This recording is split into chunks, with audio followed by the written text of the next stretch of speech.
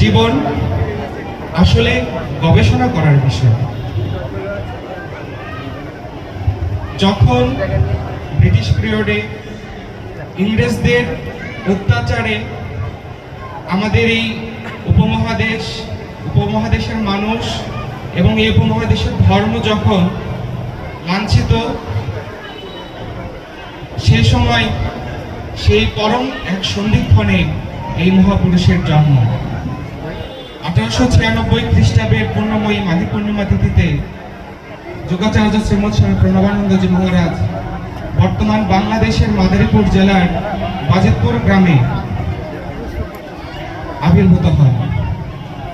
গুরু মহারাজের পিতা বিষ্ণুচরণ ভূঁইয়া এবং মাতা সারদা দেবী সে সময় আকুল কণ্ঠে তাদের পারিবারিক দেবতা ভগবান নীলরুদ্র দেবের কাছে প্রার্থনা করেছিলেন যে এই দেশ জাতির মুক্তির জন্য। তাদের প্রার্থনায় সন্তুষ্ট হয়ে দেবাদিদেব মহাদেব বিষ্ণুচরণ